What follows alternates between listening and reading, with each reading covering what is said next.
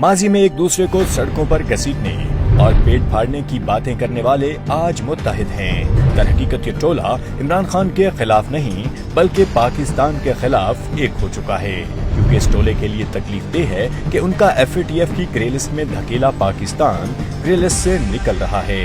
अपनी बंद पड़ी फाउंड्री से खरबों के असासे बनाने वालों से पाकिस्तान की इंडस्ट्रीज की दिन दुगनी रात चुगनी तरक्की हजम करना मुश्किल है। इस फिजा को जहर आलूदा बनाने वालों को अब हर तरफ हरियाली फूटती और वर्ल्ड एनवायरनमेंट डे की पाकिस्तान मेजबानी करता चुभ रहा है।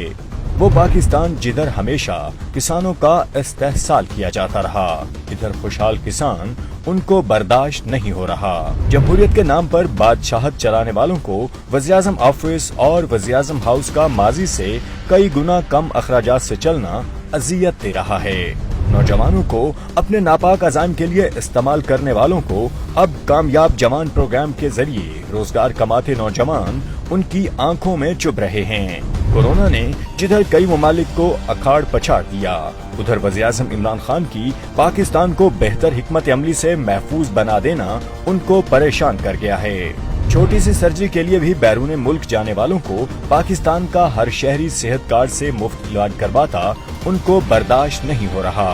तोशाखाने से कारें चोरी करने वाले पाकिस्तान में कारों की रिकॉर्ड सेल से खौफजदा हैं। जाली कंपनियों के जरिए करप्शन करने वाले अमेज़न जैसी कंपनियों की पाकिस्तान आमद पर सदमे में हैं। उनको दिख रहा है कि वज़ीर-ए-आज़म इमरान खान अवाम में जाकर अवाम की बात सुनते हैं, इससे उनकी शिकायत की सुनवाई होती है। ये उनके लिए नागुज़ीर है, मगर अब रोना इनका मुकद्दर है, क्योंकि पाकिस्तान अब वज़ीर-ए-आज़म इमरान खान की क़यादत में तरक्की की राह पर गामज़न है।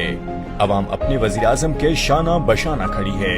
ये करप्ट लोग जो हैं, जो अभी तक बड़े आराम से पैसा बना रहे थे, ये हर जगह बैठे हुए जो एक करप्ट निजाम से पैसा बना रहे थे। आपने मेरे साथ खड़े रहना है, या ये मुल्क बचेगा या ये करप्ट लोग बचेंगे।